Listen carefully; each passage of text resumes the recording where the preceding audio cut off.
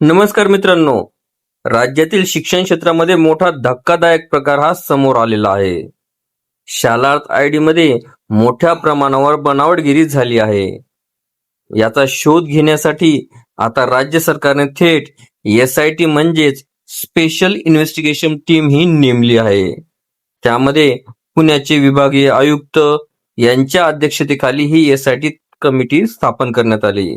या समितीमध्ये पोलीस महानिरीक्षक आणि शिक्षण सहसंचालक यांचाही समावेश असणार आहे. या समितीला सुरुवातीला 3 महिन्यात अहवाल हा सादर करायचा आदेश देण्यात आलेले आहेत.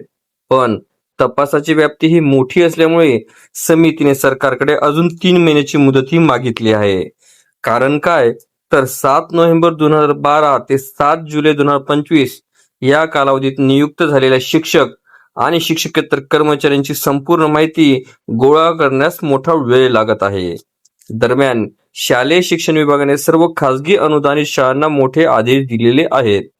18 नोव्हेंबर 2016 ते 7 जुलै 2025 या कालावधीमध्ये नियुक्त झालेले आणि शालार्थ आयडी वर वेतन घेणारे सर्व शिक्षक आणि शिक्षकेतर कर्मचारी यांची कागदपत्रे शालार्थ पोर्टलवर अपलोड करणे हे बंधनकारक करण्यात आलेले आहे. यामध्ये त्यांचा वैयक्तिक मान्यता आदेश, शालार्थ आयडी आदेश, व्यवस्थापनाचा नियुक्ती आदेश आणि रुजू रिपोर्ट ही सर्व कागदपत्रे ही तपासली जाणार आहेत. तपासासाठी शिक्षण विभागातील उपसंचालक आणि सहसंचालक स्तरावरील अधिकारी क्षेत्रीय पातळीवर काटेकोर पडताळणी हे करणार आहेत. त्यावर प्राथमिक आणि माध्यमिक शिक्षण संचालकाची नजर सुद्धा असणार आहे. पण इथेच एक धक्कादायक बाबी समोर आली.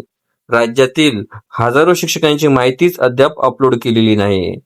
अधिकृत आकडेवारीनुसार प्राथमिक शिक्षणातील 48,898 कर्मचारी तर माध्यमिक शिक्षणातील 2,51,987 कर्मचारी अशी एकूण 2,95,885 कर्मचाऱ्यांची माहिती ही अपेक्षित होती.